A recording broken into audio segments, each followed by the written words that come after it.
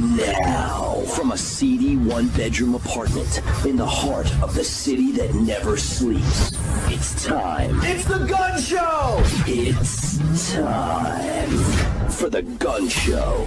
My name is Gunz. This is the Gunz Show, broadcasting live high above Madison Square Garden. And a lot to get to tonight. My name is Gunz. You can always follow me on Twitter. That's Gunz with a Z. It's my last name, G-U-N-Z. The Gunz Show on Twitter, The Gunz Show on Instagram, and a lot. But some of you might know that I do various TV hits on different networks, etc. And from time to time, I'm on Fox News. And I met somebody there, and not met somebody, but I was like on panels with somebody. Her name's Timpf, and she was witty and like creative, whatever. And I was like, "Yo, what up?" And she loves pop punk music, which is what the Gunz Show and Adobe Radio is based on. So everything from like Take Back Sunday to Fall Out Boy to all sorts of things. And she's a huge fan of what we play here on Adobe Radio and what I DJ with or what shows I go to, etc. And I was like, yo, she's a good friend now. Love Kat. She's fucking awesome. And I was like, yo, come on the Gunz Show. So last night we pre-taped an interview. It's going to air in just a little bit. And it's wild because I would call Kat definitely like a friend, more than an acquaintance, but, a friend. And but she really goes into some details about her life that I don't think the average person knows. And she really opens up. And, it's one thing. It's wild because, everyone thinks that, oh, well, you're on TV or you're on radio or, oh, you're Gunz. You have the Gunz Show. Oh, everything's going great. That's not always the way it is. And I think. I actually don't even think. I know that you guys will appreciate this interview with Kat. We know each other through cable networks, etc. This is a really eye-opening interview. Not even an interview, more so a conversation. She's witty, she's funny, she's hilarious, she's a good friend. But I learned a lot about her, and, a lot of people hate out there on Twitter. A lot of people troll and hate a lot of us. But I think this is definitely something that you should all stay tuned for and appreciate. Live from Madison Square Garden, the greatest in the world, the city that never ever sleeps. Everyone stop what they're doing, stop, focus, pay attention. I am stoked. Yeah, let's be honest. So from time to time, I have to interview people that I just don't want to speak with. And, it's, I'm just being real with the audience out there. But this isn't even an interview. It's just fucking me chilling with my homie, my homegirl. Her name is Timpf. She's here. What up, yo? Welcome to me. Now, listen, the reason it's Kat, by the way, everyone can follow you on Twitter. It's Kat, Timpf. There you go. And the reason that I feel that we have this connection, aka friendship, whatever, is because you just don't give a fuck. I just don't. I really don't. I like to have a good time. I like to drink. I like to hang out. Right. I like to talk a lot. I like emo music, which you also... Loves the emo music. I love the emo music. You could play any Blink-182 song. I don't care if it's Cheshire Cat. I don't care if it's Buddha. And I don't care if it's like Touchdown, whatever. Touchdown Boy. I will know all the words to any song. And I've proven that to you. You know what? Like, we've known each other like from doing like different hits on like Fox, etc. But we I feel like once I realized that you were actually like a pop punk emo fan, it's like the biggest fan. There we go. I brought you to Good Charlotte. I had the best time at Good Charlotte. We were fucking VIP right above Good Charlotte. They were fucking pointing at us, loving our lives. They tweeted at me, and then Joel followed me on Twitter. It was like one of the biggest things in my life. I understand that he's married. Yeah, I think he's the one that's married to Cameron Diaz. So she might hate you. Is that okay? Cameron Diaz. Oh, yeah, women hate me in general. I feel that. Why is that? I really don't know why it is. Is it you or is it them? I'm a guy's gal. Right. I really am definitely a guy's gal. But I don't hate women. I just get a little nervous around women because I don't know really how to do my own makeup. Right. I don't really watch the Kardashians. I hate the Kardashians. I don't really know. I mean, I've started watching the Kardashians a little bit, but I've decided I don't get it. Right. I don't get what's so interesting. Now, do you watch The Bachelor or Bachelorette, or are you anti that? I watched the last season of The Bachelor religiously. And I don't know why. I was going to say, why was that? Because all of my friends would come over to watch it at my apartment because I actually have TV. Dude, that's so true. Yeah. Everyone's cord cutting left and right, which is not good for our business. So for It's not good for what we do. So for me, it was all about the social interaction of people coming to my apartment. Right. I'm like, everybody thinks I'm the biggest Bachelor fan, but I'm not. Yeah. I just really like to have the social interaction of people coming over to pay attention to You me. hate social fucking situations, though. But I love them. I love them. I just don't seek them out. I spend True story, though. We literally just came from a bar. And which is it's all good, and it was full of Villanova fans. I wanted to die. Hell, I used to be scared of death. but After this bar, just put me there. Wheel me in on my oxygen machine when I'm afraid of dying, and wheel me into that bar, and I'll be like, Jesus, take the wheel. she literally was walking out, and she was fucking just shoving people out of the way, fucking With like my these, handbag. 22-year-old. It's like, do you think people thought of us though a couple years ago like that? You know what I mean? We were probably those people though, right? I was never that person. I've never been that excited about a sport. If it was a Blink-182 concert, and you know what? I am the biggest Blink-182 fan, and I've never seen them live. That's fucking. So what did you do? Did you just listen to this music and never went anywhere? I never went. My parents wouldn't let me see the concert. They let my friends Lauren and Amanda see the concert, but they never let me see the So concert. the friends could see the emo pop punk music, and now would you? But you couldn't go. That's terrible. Like, would you say that you is that what got you through high school and life? It got me through high school. So I used to have a mullet. I used to have like a Beatles haircut. Like I had like a mullet. it was a mullet. It was like a half Beatles haircut, half mullet, because it had the Right. bangs that don't belong with a mullet, but like it was choppy like a mullet. You were doing well with your life. Yeah. And there was this one guy, and his name was Mark Gentile. He's now married with 2 kids. Shout out Mark to the Gentile. Yeah. Gentile. But he was was a Gentile. he was like my biggest crush. And he decorated the hallway for my birthday and everything, and I thought he really liked me. And then he did this whole thing where he's like, I'm swearing off girls. And we were like at the school dance, and I was there in my homecoming dress and my light up flip flops. And a teacher came over and said, what? And a teacher came over and said, Mark, I thought you weren't talking to girls anymore. And he goes, that's not a girl, that's just Kat. Oh. And so I ran, and each step the flip-flops are lighting up to the bathroom, and I cried. This explains everything. I cried all night long. This is why we had the cat that we have today. I cried all night long. You're not bitter. No. I cried all night long. I'm always the friend, Do you hate that? never the bride. Yeah. I do. Actually, I don't know if you'll be a bride, in all honesty. I really don't know if I'll be a bride. I want to be.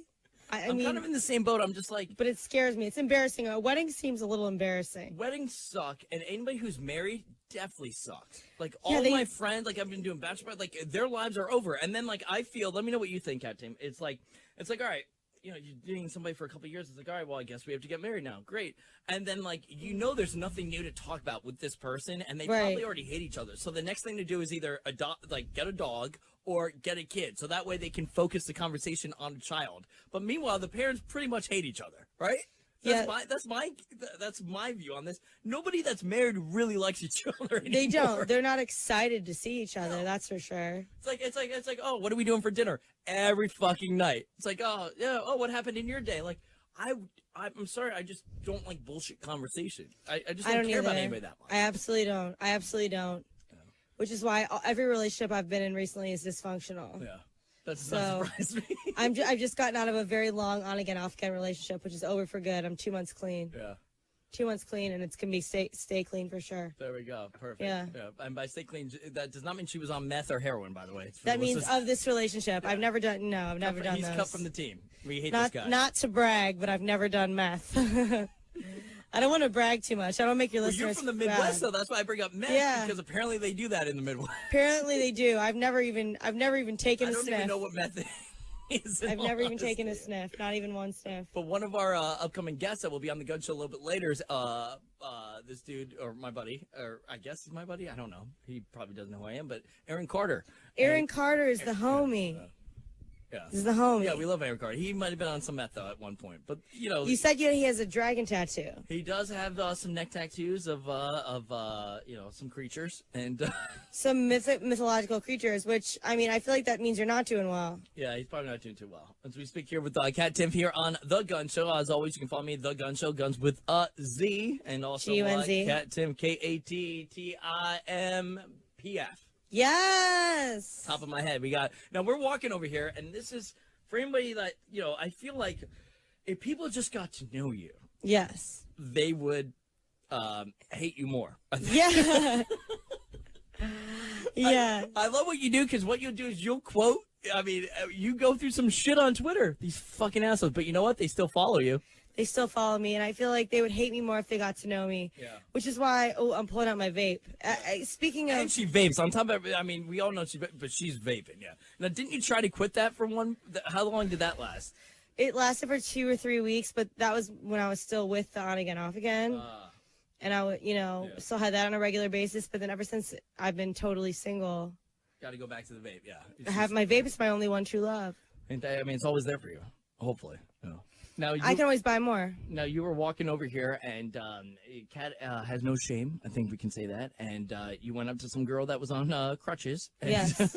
and Lily just went up to her and gave her a giant hug and said, "I feel for you." So that's what I'm dealing with. I'm trying to get you to the fucking studio to do the Gunz Show. And you're like, "Oh, no, I have to talk to this girl." I had to talk crutches. to her because I was on crutches in Manhattan. Because you ever heard of Insanity, the home workout program? Yes. Well, I saw those commercials, and I wanted ripped abs. And I tried it. And how'd that work out for you? I broke my hip. I straight up broke my hip. And I had to be on crutches. For an ab workout, by the way. And this is when I lived in Harlem. And I'd have to do, if you're on crutches, you have to do 1 foot and then the other foot on every stair. Normally you do a foot per stair. That's how you do it. You put your foot on one stair and your foot on the next stair. Right, yeah. Normal walking up. Yes. No, yes. Normal walking up with crutches. You put the crutches on the stairs and you do 1 foot, then 2. It takes a very long time. And I was living in Harlem, which is a very street harassment heavy neighborhood. Okay. And I would do this walk slowly up the stairs, and I have guys behind me with their face in my ass. Going, "Yeah, girl, you go as slow as you want. You go as slow as you want, girl. You keep walking." You're not saying you hated it, but it's just after a while you just weren't about it. After a while. After a while, I did not love it, and at first I did not love it. I do love attention, right? But not when it's terrifying. Not in Harlem of all places. I didn't really need attention there. No, they used to call me Sweet Vanilla. How did you? Sexual chocolate with the sweet vanilla. Sweet vanilla. How did you? How does one break their hip? Did you fall over? Or did you fall into? It was just from wear and tear. I don't have a body built for war. Tell me about your days. So what did you? How did you get to New York City from? Detroit or wherever the fuck you're from, right? It's a very long story. So let's not talk about it then. How did you get to Harlem then? I mean. After college, you want, Kat. Yeah. After college, I moved in. I was going to go to, here was the plan. I got an internship at Fox News, and the internship lasted for a couple months. Then I had 2 spare weeks. In the 2 spare weeks, I was going to move in with my college boyfriend, who was also in LA, and then we were going to break up. And then I was going to go to Columbia Journalism School. So you had this whole mindset. Now, did he know that you were going to break up with them?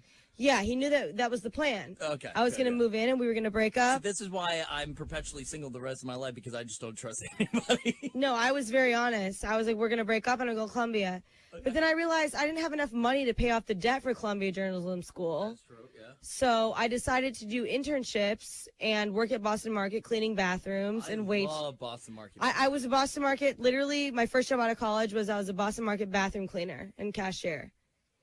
And wow. And I lived with him. And then I decided, you know what? I don't have all this money to take out loans. I'm going to get an internship at KFI in LA. Absolutely. And try to learn all these skills for free. And so I did that, and my days were crazy. I used to wake up, and then eventually after the internship, it blossomed into an opportunity as an airborne traffic reporter. Yeah. So I would, Matt, I can't. And I do know the directions. You for our traffic. I would never trust you. And I was always wrong. Ever. I was always wrong. I was always wrong. Yeah, everybody just go take the LA freeway. It's safe right now. It was always wrong. 3 hours they didn't delayed. fire me. They didn't fire me for 6 months because the traffic, I used to do traffic for the Fish, which is an LA Bible station. I had the best Bible puns. Right. I would be like, traffic's partying like the Red Sea on the 405 North. And all the listeners would be like, yes. Like, meanwhile, the traffic was not partying, and I was totally wrong. But I would get up at 4 a.m. Meanwhile, it was like the one of the plagues where they all came. Whatever the plague was. Yeah. I would get up at 4 a.m. I would drive to my traffic reporting job, and then I would drive to my internship at KFI, and then I would drive to the closing shift of the diner and be there till midnight, and I would drive home back to Long Beach and sleep. I didn't have enough money for a bed, so I slept on a yoga mat that I saved up for, and I'd take a 3-hour nap, and I repeat it all again. And eventually I lost enough money, or I lost all the, didn't have enough money for an apartment, and I moved in with a Colombian family that worked at the California Pizza Kitchen that I eventually started working at. So I lived with like a Colombian family for a while. I was homeless, couch surfing, but eventually this Colombian family took me in. And it's crazy to think that this was less than 10 years ago. This is not that long ago. Jesus. Yeah. Yeah. I mean, I for the listeners out there, I don't even know this. Like, wow. Yeah. So, so it wasn't, everyone thinks, well, you're on television. Everything was pristine. Right. And No, great. it wasn't. No, fuck that. I was just like a girl with a dream, and I wanted to be on television. My parents were like, what are you doing? Yeah. And I just kind of believed in myself, I suppose. Yeah. No, I knew what I was doing. Dude, yeah. And I went to D.C. after that. I got a job as a web editor at the Washington Times, and I kept doing stand-up comedy, and one thing led to another. I met Greg Gutfeld. That's what happened. Is I met Greg Gutfeld, and he brought me on his show. Wow. And then lo and behold, Jesus. Yeah. Did you ever, let me ask you this. I don't want to get all like Dr. Phil Oprah right now, but did you, I mean, shit was obviously hard. Really hard. Yeah. What kept you going? I was hungry. Yeah. Really? Yeah. I had people, when I was interning at Fox News, my friend Sabrina, my friend Jessica Rosenthal, who still works at, give her a shout out. Yeah. She still works at Fox News LA radio. They used to leave like cans of soup on my desk. They knew I was straight up hungry. Fuck. And, used to leave like, because soup's my favorite food, so they leave like the really fatty ones. They leave the Campbell's chunky soup, clam chowder on my desk. You gotta go big, right? Yeah. And they would take care of me, and they'd come to my apartment and like record demos with me and be like, oh, there's not furniture in here. This is not good for acoustics. But, help me put stuff up. I mean, I lived in like the biggest shithole in the world. Fuck, man. Yeah. But you know what? You're stronger. Obviously, you're stronger for it. Do you think, looking back, or are you grateful that you experienced it? I mean, obviously, you wish your life was just, awesome. No, I'm grateful that I experienced it. I mean, you're that much stronger, though. I mean, you'd rather go through this when you're younger than, like, older, right? I'm grateful that I experienced it because I know that I've been through it, and I know that I can depend on myself to do anything. Right. When I was out in LA, and me and the college boyfriend broke up, which is why I had to end up moving to Long Beach, because he was the one who had a job and was kind of like helping me take care of things. I just had my waitress salary. And when he broke up with me, and no offense to him, because now we're very good friends, so no, right. Don't make him the villain. Right. But he was like, maybe you should just move back to Detroit and be with your family. And I was like, oh, fucking right. No. You're like, no, because so I found me a shanty. I found me a shanty in Long Beach, and it was a shanty. It was really bad. I didn't have money for a bed. I didn't have money for internet. I used to have to go to the Long Beach Public Library to get internet. It was really, really brutal. It was really, really. And then I had my car taken away, and I had to like hitchhike and But you're still take the train. Young. Right. Yeah, I was like 22 at the time. No, yeah. Even now, though, you're young shit, man. So you've experienced. That's wild. Yeah, you never knew this about me. I honestly didn't, and I would consider us friends. I just didn't know. Yeah, I don't talk about it a lot. Googling Cat Timpf and right. Well, I don't really talk about it a lot. This is an exclusive interview about my past. Right. So, are you So how you doing? Not how you doing now, but like, shit, man. Like, well, it paid off. It paid off. That's right. Yeah. I did what I was trying to do, and so now, and the hard thing about having awesome. You know what? I don't want to kiss up or like suck up to you right now, dude. Fuck yeah. And I think that's also like it's really to even music. Like some bands are fucking struggling. Like you mentioned Joel Mann before, like Good Charlotte. Like their parents left them. They were literally living like they had nothing. All they had was like fucking legit the clothes on their back. And I think that's why I sometimes resonate to. Or perhaps you do as well, like that type of music where it's like, yo, we got to go big. You were playing Rancid before. Rancid street punk. You know what I mean? Like, exactly. That's what you do. Roots and the Radicals. Yes. Ruby, Soho. Yeah, absolutely, 100%. And I mean, I wasn't very popular. I was ugly. I got hot at about age 23. So you. So in high school, I wasn't hot. Yeah. And I won't be hot again. And I'm grateful that I wasn't hot in high school because I know how it is to be not hot. Right. So you were the pinnacle of Daria. Is that right? Yeah, basically. Was Daria your spirit animal, I guess? Daria is my spirit animal, but I think BoJack Horseman is my real spirit animal. Do you watch BoJack Horseman? I have no idea what that is. You've got to. It's a cartoon on Netflix. It's about a horse with mental illness and alcohol problem. Okay. I think we would both relate to that. Yeah. You've got to check it out. I swear to God. It'll change your life. Start at season 1, but maybe start at season 2. We're speaking here with Cat Timpf, my buddy Cat Timpf. Hell yeah. Well, that's fucking, I mean, you went through some shit, but like I said, you'd rather do it when you're younger than not. But also, I think a lot of people didn't even know that about you, obviously. No, I don't talk about it. But you know what? Good for you for not even, you don't, do you feel like you don't want that sympathy from people? Yeah, exactly. I don't want to be like, oh, I came from nothing and now I'm doing this, because that just seems so lame. Yeah. It was just my path. And I'm not going to lie, I had fun at the time. I look back at those times, and there's just some great memories. I had some great friends I was surrounded with. Yeah. And I had some people who were helping me out. This Colombian family that took me in, they were very, very sweet. Yeah, hell yeah. Maria. They might have been kicked out by now. Maria was nice. Trump deported. And I mean, my Spanish was good at the time. It's not good anymore. Probably not, yeah. But, I mean, when you're down and out, you really have a good idea of the kindness of humanity. Right. And it was really, really heartwarming. You're witty as fuck. And here's the thing with you.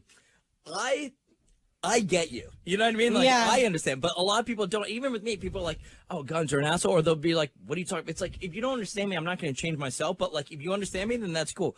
But even, like, times that by 1,000 with you. Because people, I feel with you, like, people, they don't get you. They're just like, oh, what the fuck? But I think, on the flip side, it's not, I don't want to call you a genius, but it is what you are, though. You know? Yeah, I mean, it's weird. Comedy, your wit, everything. It's people. I think people always think that I was from a very advantaged background.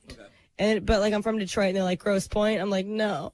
It's like, more like 8 Mile, right? More like Detroit. And we moved into the suburbs when I was in the first grade, but that wasn't even the suburbs. It wasn't the nice suburbs. It was like we're still talking like middle class.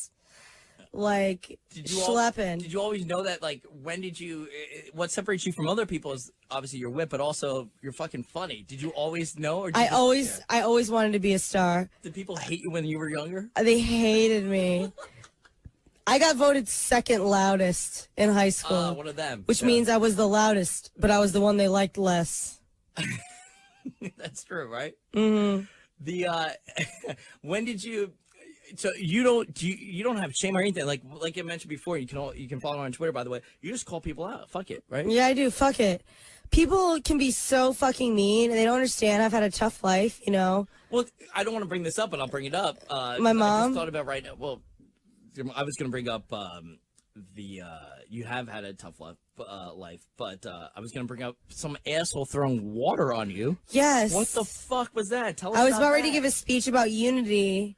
At a Brooklyn event. At a Brooklyn event, and somebody came up to me and they tapped me on the shoulder and they dumped an entire bottle of water on my head, and then I turned around and they whipped the rest of it in my face.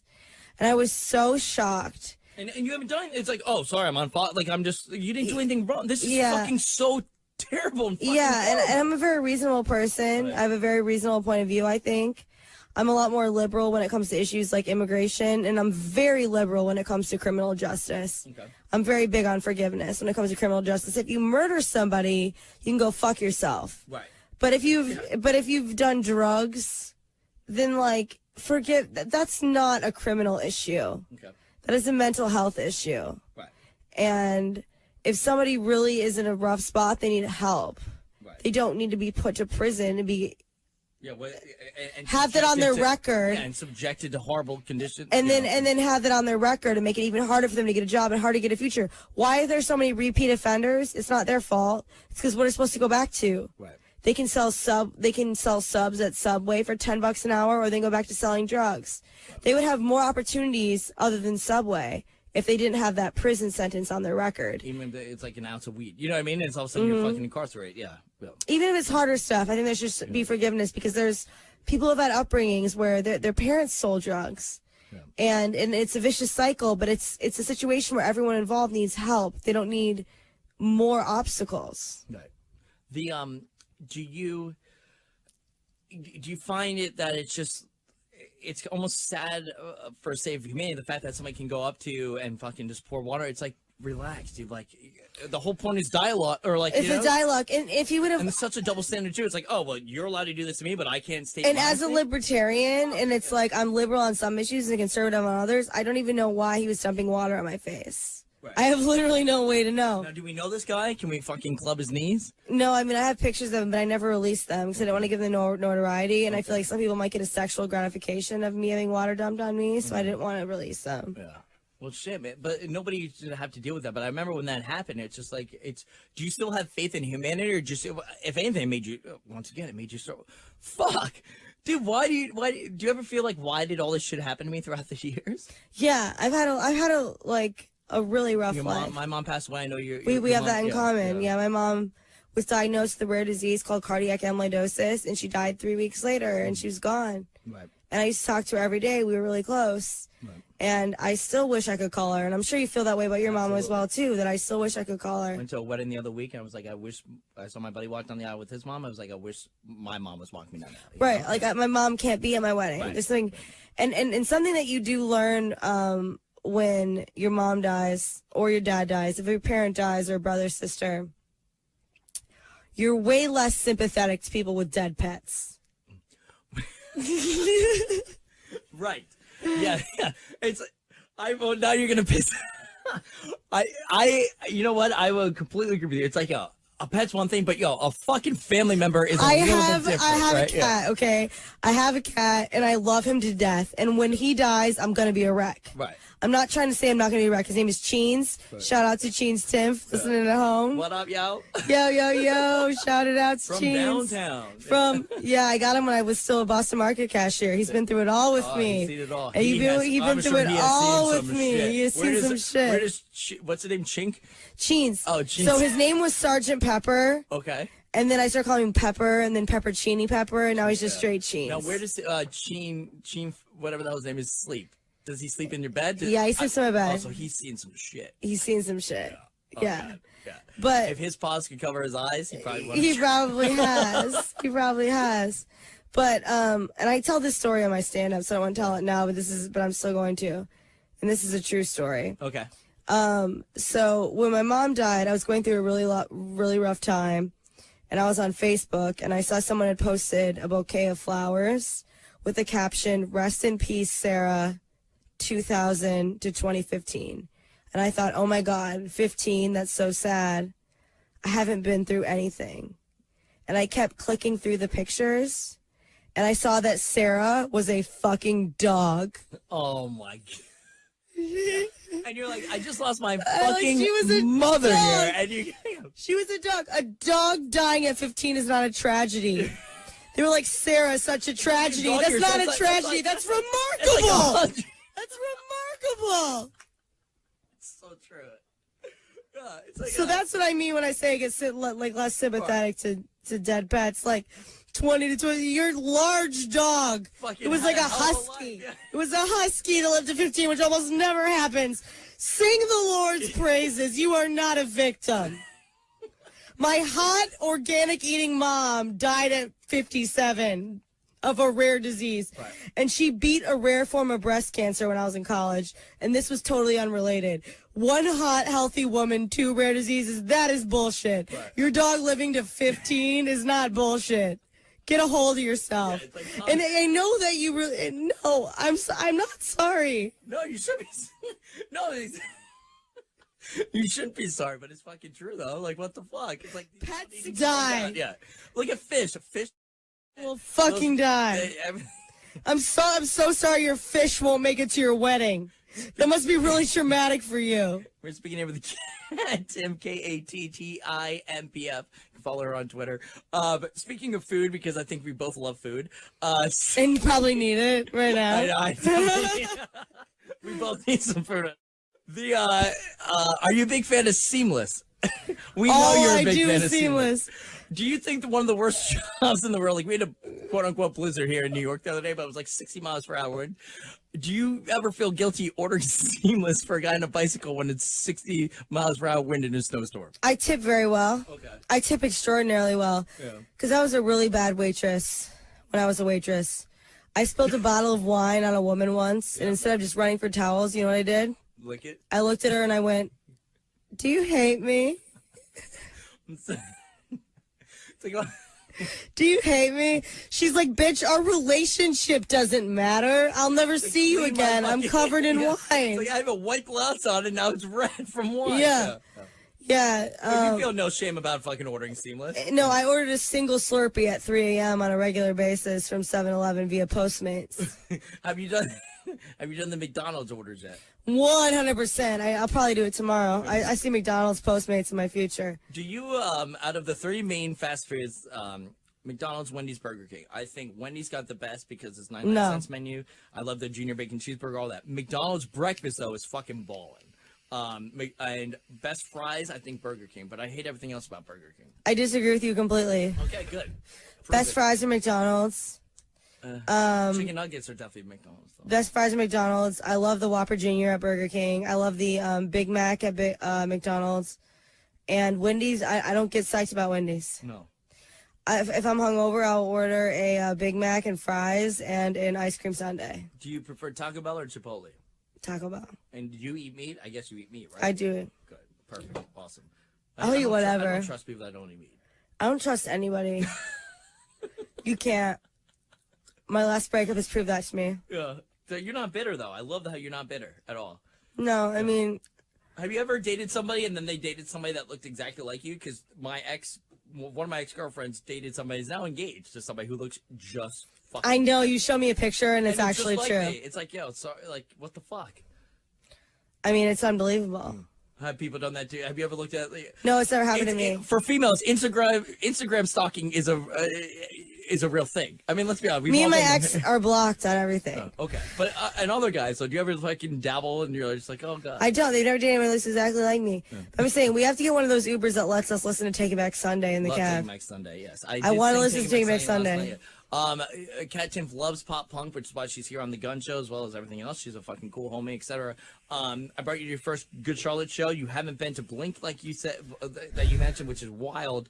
So it's pretty much, you're not reliving your youth, but like, you need to come to more shows. You came to an emo night.